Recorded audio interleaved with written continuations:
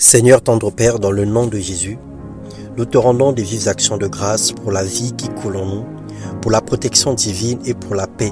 Que toute la gloire te revienne, toi qui agis au-delà du commun, toi qui appelles à l'existence des choses qui n'existaient pas, toi qui es la source de notre bénédiction, la source de notre grâce, toi qui es le pain de vie qui rassasie nos âmes. Nous te rendons toute la gloire et nous te remercions dans le nom puissant de Jésus-Christ. Bonjour peuple du Seigneur, bonjour bien-aimés frères et sœurs, que le Seigneur nous bénisse. Bienvenue dans notre partage quotidien Living Word. Cette semaine, le Seigneur nous fait couler encore dans sa présence. Le Seigneur nous emmène encore dans une nouvelle dimension de grâce et nous voulons affermir nos âmes chaque jour. Nous voulons nous délecter de sa parole.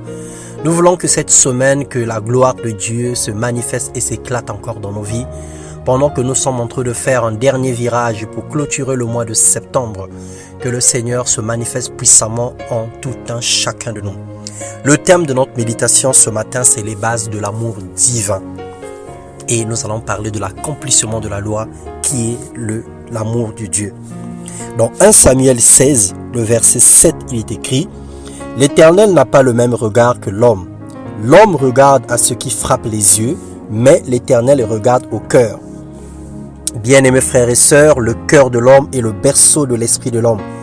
Mais c'est aussi le centre des émotions et encore le réservoir des sentiments à la fois positifs et négatifs. Dans le cœur de l'homme se trouvent tous les sentiments à la fois bons et mauvais. Si le Seigneur pouvait permettre que nous puissions avoir des microscopes sous nos yeux pour voir ce qui se passerait ou ce qui se passe dans chaque cœur, bien-aimés, nous serions tous ébahis de constater ce qui se trame, ce qui se passe, les pensées que chacun mijote à l'intérieur de lui, les sentiments que chacun garde à l'intérieur de lui, à la fois le rejet, la haine, l'amour, la bonté, la bienveillance, à la fois des bons projets, à la fois des mauvais desseins conçus dans le but de nuire ou dans le but même de faire du bien. C'est ainsi que Dieu a lieu de plonger le regard dans la tête. Il préfère regarder au cœur. Dieu n'a pas eu besoin de regarder dans la tête de l'homme. Dieu a préféré regarder dans le cœur parce que c'est là que se trouvent les sentiments auxquels il s'intéresse.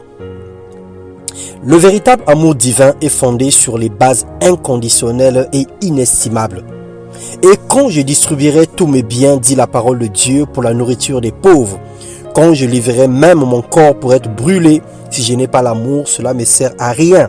1 Corinthiens 13, le verset 4 à 13. Parce que simplement l'amour est patient, l'amour est plein de bonté, l'amour n'est point envieux, l'amour ne se vante point, l'amour ne s'enfle point d'orgueil, ne fait rien de malhonnête, l'amour ne cherche point son intérêt, ne s'irrite point, ne soupçonne point le mal, l'amour ne se réjouit point de l'injustice, l'amour se réjouit de la vérité, l'amour excuse tout, l'amour croit tout, espère tout et l'amour supporte tout. Qui nous séparera de l'amour de Dieu, disait l'apôtre Paul dans les livres de Romains? Serait-ce la tribulation ou l'angoisse, ou la persécution ou la faim, ou la nudité ou le péril, ou l'épée? L'amour véritable ne meurt pas, il bannit la crainte. L'amour parfait bannit la crainte. Et donc lorsque nous avons l'amour de Dieu dans nos cœurs, nous devons expérimenter les points précités tout à l'heure. Lorsque nous avons l'amour de Dieu, lorsque nous aimons Dieu, ou lorsque notre cœur est circoncis de l'amour de Dieu, alors ces choses doivent être visibles dans notre vie.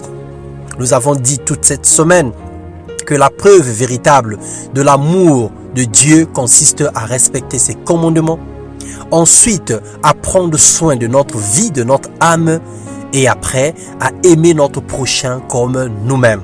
Et lorsque ces trois choses sont enracinées dans nos cœurs, sont enracinées dans notre vie, nous allons expérimenter l'amour inconditionnel de Dieu.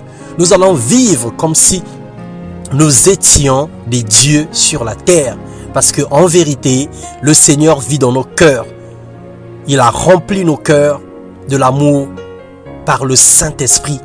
Et il nous convainc tous les jours de pouvoir aimer nos prochains, de pouvoir faire le bien. Le Seigneur nous emmène dans une dimension de l'amour inconditionnel, dans une dimension de l'amour divin. Le Seigneur aimerait que nous puissions aimer nos prochains, que nous puissions aimer nos vies et en plus, nous puissions respecter ses commandements. Le monde est en péril. Le monde actuel est en train de partir dans une décadence pas possible. Et le Seigneur voudrait restaurer les vies au travers de la manifestation de l'amour que nous avons les uns pour les autres. Que le Seigneur touche toi qui écoutes ce message. Que le Seigneur nettoie ton cœur de tout sentiment négatif. Que le Seigneur te bénisse et qu'il enlève tout rejet, tout ressentiment. Qu'il enlève toute haine, qu'il enlève toute mauvaise expérience. Que le Seigneur ôte de ton cœur toute pensée négative. Tout ce qui ne vient pas de lui, que le Seigneur puisse ôter de ton cœur dans le nom de Jésus-Christ.